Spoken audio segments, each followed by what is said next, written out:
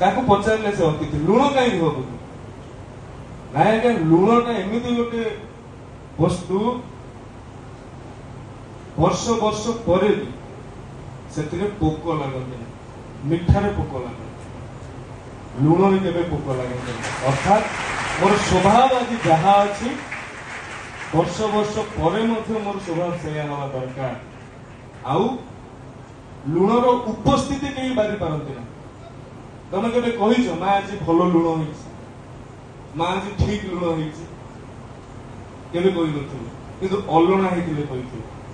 ଲୁଣର ଉପସ୍ଥିତି କେହି ବାରି ପାରନ୍ତିନି କିନ୍ତୁ ଅନୁପସ୍ଥିତି ବାରି ପାରନ୍ତି ତୁମମାନଙ୍କ ଚରିତ୍ର ବି ସେଇଆ ହେବା ଦରକାର ତୁମ ଉପସ୍ଥିତି କିଏ ବାରୁ ଏକଥା ତମେ ଟିକେ ଚିନ୍ତା କରିବ ତମ ଭିତରେ ଟିକେ ଅହଙ୍କାର ଆସିପାରେ ତମ ଭିତରେ ଟିକେ ଲୋଭ ଆସିପାରେ ସମ୍ମାନ ପାଇବା ପାଇଁ ତମ ଭିତରେ ଆସକ୍ତି ଆସିପାରେ କିନ୍ତୁ ଯଦି ସେ କଥା ନଥିବ ତୁମ ଅନୁପସ୍ଥିତିଟାକୁ ସେ ବାତାବରଣରେ ଜଣେ ପାରୁଥିବ ତେବେ ହିଁ ଯାଇକି ତମ ଜୀବନରେ ସାର୍ଥକତା ଲାଭ କରିପାରିବ ମୁଁ ତ ନିଜେ ବିଳମ୍ବରେ ଆସିଛି ଅନେକ କଥା କହିବାର ଅନେକ କଥା ଶୁଣିବାର ଆଗ୍ରହ ଅଛି ତଥାପି ଦୁଇ ତିନୋଟି କଥା ତୁମକୁ କହିକି ବକ୍ତବ୍ୟ ସାରିବି ପିଲାମାନେ ଯୋଗ କରିବ ଯୋଗଟା କେବଳ ବୁଢା ବୁଢୀ ମାନଙ୍କ ପାଇଁ ନୁହେଁ ଆଜିର ଦିନରେ ଯୋଗର ଆବଶ୍ୟକତା ସର୍ବାଧିକ ଯୁବପିଢି ମାନଙ୍କ ପାଇଁ ଅଛି ଯୁବକ ଯୁବତୀ ମାନଙ୍କ ପାଇଁ ଅଛି ତରୁଣ ତରୁଣୀ ମାନଙ୍କ ପାଇଁ ଅଛି କିଶୋର କିଶୋରୀ ମାନଙ୍କ ପାଇଁ ଅଛି କାରଣ ତୁମେ ଯେତେବେଳେ ଟିକେ ବଡ ହେଇଯିବ ବର୍ତ୍ତମାନ ନୂଆ ନୂଆ ଶବ୍ଦ ସବୁ ସଂସାରକୁ ଆସିଲାଣି ଡିପ୍ରେସନ ଏନଜାଇଟି ଆଟାକ୍ ଇଏ ସବୁ ତୁମମାନଙ୍କୁ ଭାରି ବ୍ୟତିବ୍ୟସ୍ତ କରିବ ବିଚଳିତ କରିବ କିନ୍ତୁ ତମେ ଯଦି ଯୋଗଟାକୁ କରିଦେଇଥିବ ତୁମ ଜୀବନରେ ସବୁବେଳେ ଖୁସି ଆଉ ସୁଖଟା ଯୋଗ ହେଇଯାଏ କରିବ ତ ସମସ୍ତେ କରିବା ଏବଂ ମୁଁ ବି କରୁନଥିଲି ଯୋଗ ଏ ଯୋଗ ଦିବସ ସଂକଳ୍ପ ନେଇକି ମୁଁ ଯୋଗ ବି ସକାଳୁ ସକାଳୁ କରିବା ଆରମ୍ଭ କରିଛି ଏବଂ ତାର ଅନୁଭବ ବି ମୁଁ ବ୍ୟକ୍ତ କରିପାରିବି ନାହିଁ ତାକୁ ତିନୋଟି କଥା ପିଲାମାନେ କରିବ ଯେତେବେଳେ ଉପହାର କାହାକୁ ଦବ ଗୀତାଟିଏ ଉପହାର ଦବ କାହିଁକି ଗୀତାଠୁ ଶ୍ରେଷ୍ଠ ବସ୍ତୁ ଗୀତାଠୁ ଶ୍ରେଷ୍ଠ ଉପହାର ବସ୍ତୁ କହିଲେ ତ ଠିକ ହବନି ଗୀତାଠୁ ଶ୍ରେଷ୍ଠ ଉପହାର ତୁମେ ମାନେ ଆଉ କାହାକୁ ଦେଇପାରିବନି କି ନେଲା ବାଲା ବି କିଛି ନେଇପାରିବନି ତାଠୁ ଶ୍ରେଷ୍ଠ ଉପହାର ଦ୍ୱିତୀୟ କଥା ଜୀବଦଶା ଭିତରେ ଗଛଟିଏ ଲଗେଇବ ଗଛଟିଏ ବଞ୍ଚେଇବ ବର୍ତ୍ତମାନ ପ୍ରଧାନମନ୍ତ୍ରୀ ଆହ୍ୱାନ ଦେଇଛନ୍ତି ମା ପାଇଁ ଗଛଟିଏ ମା ନାମରେ ଗଛଟିଏ କାହିଁକି ତା ମାଟିଏ ସେ ତ ଚାହିଁଥିଲେ ଆହୁରି ବାପା ନାମରେ ଗଛଟିଏ କରିପାରିଥାନ୍ତେ ଭାଇ ନାମରେ ଗଛଟିଏ କରିପାରିଥାନ୍ତେ ସେ କଥା କଲେ ନାହିଁ କାହିଁକି ମା ହଉଛି ଏମିତି ଗୋଟିଏ ଲୋକ ସଂସାରରେ ଏମିତି ଜଣେ ବ୍ୟକ୍ତି ବିଶେଷ ଯେ ବିନା ଦରମାରେ ବିନା ବେତନରେ ସବୁଠୁ କଷ୍ଟ କାମ କରୁଥାଏ ମା ଚାକିରିଟା ସବୁଠୁ କଷ୍ଟ ମୁଁ ପିଲାମାନେ ତୁମକୁ ଭାବୁକ ଭଲ କହୁଛି ତୁମେ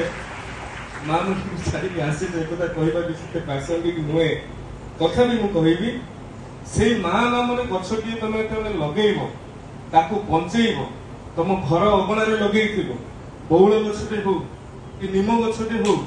କି ଅନ୍ୟାନ୍ୟ ଗଛଟିଏ ହଉ ଆମେ ତ ସବୁ ପାର୍ଥିବ ସଂସାରରେ ବାସ କରୁଛନ୍ତି କେହି ତ କହିବେନି ମୁଁ ଚିରଦିନ ପାଇଁ ବଞ୍ଚିବି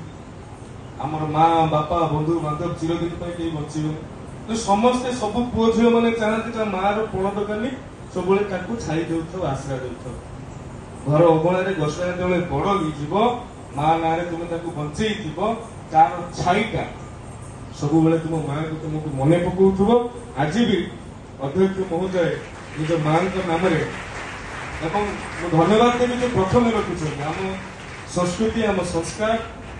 ଏହା ଶିଖେଇଛି ଭାରତୀୟ ସଂସ୍କୃତି ଯେ ମା ହିଁ ଆଗେ ତେଣୁ ଦ୍ୱିତୀୟ କଥା ମାଙ୍କ ନାମରେ ଗଛଟିଏ ଲଗେଇବ ତୃତୀୟ କଥା ହେଉଛି ଜୀବନରେ ଥରେ ତୁମେ ରକ୍ତଦାନ କରିବ କରିଛ କେତେ ଜଣ ବୟସ ତ ହେଇନଥିବ 18 ବର୍ଷ ଯେତେବେଳେ ହେଇଯିବ ଯେତେବେଳେ ଉଚ୍ଚ ଶିକ୍ଷା ଲାଭ କରିବ ଜୀବନରେ ଭଲ ମଣିଷଟିଏ ହେବା ପାଇଁ ସଂକଳ୍ପ ନବ ଆଉ ରକ୍ତଦାନ କରିବ ଏଇ ତିନୋଟି କଥା ଯଦି ତୁମେ ମାନ ଆଜି ତୁମକୁ 14, 15, 16 ବର୍ଷ ଯେତେବେଳେ ଓଡିଶା 1936 ମସିହାରେ ସ୍ୱତନ୍ତ୍ର ଉତ୍କଳ ପ୍ରଦେଶ ଗଠନ ହୋଇଥିଲା 2036 ମସିହାରେ ଆମେ ତାର ଶତବାର୍ଷିକ ପାଳନ କରିବା। ଯେତେବେଳେ ଶତବାର୍ଷିକ ପାଳନ କରାଯିବ ତୁମର ବୟସ ହେତେବେଳକୁ 26, 27, 28 ହେଇଥିବ। ସେ ସମୟରେ ତୁମେ 100 ବର୍ଷର ତୁମ ରାଜ୍ୟକୁ କେମିତି ଦେଖିବାକୁ ଚାହୁଁଛ ଏବଂ ସେଥିରେ ତୁମମାନଙ୍କର କଣ ଭୂମିକା ରହିବ, ଯେତେବେଳେ ଏଠୁ ତୁମେ ପାସ୍ କରିକି ଯିବ ସଂକଳ୍ପବଦ୍ଧ ହେଇକି ଏଇ ଯୋଉ 12 ବର୍ଷରେ ନିଜର ତୁମେ ମାନେ ଯୋଉ ଜାଗାରେ ବି ଥାଅ ନିଜର ମାଟି ପ୍ରତି, ନିଜ ମାତୃଭୂମି ପ୍ରତି ଆଉ ନିଜ ମା ପ୍ରତି କେବେ ବି ନିଜର ଆକର୍ଷଣ ତୁଟେଇବ ନାହିଁ, କେବେ ବି ନିଜର ଭଲ ପାଇବା ତୁଟେଇବ ନାହିଁ। ଆଜିର ଦିନରେ ଏତିକି କାମନା, ଏତିକି ପ୍ରାର୍ଥନା, ପ୍ରଭୁ ଜଗନ୍ନାଥଙ୍କ ଆଶୀର୍ବାଦରୁ ତୁମମାନଙ୍କର ଭବିଷ୍ୟତ ସୁଖମୟ ହେଉ, କୁସୁମିତ ହେଉ। ବହୁତ ବହୁତ ଧନ୍ୟବାଦ। ବନ୍ଦେ ଉତ୍କଳ ଜନନୀ, ଭାରତ ମାତା କି ଜୟ।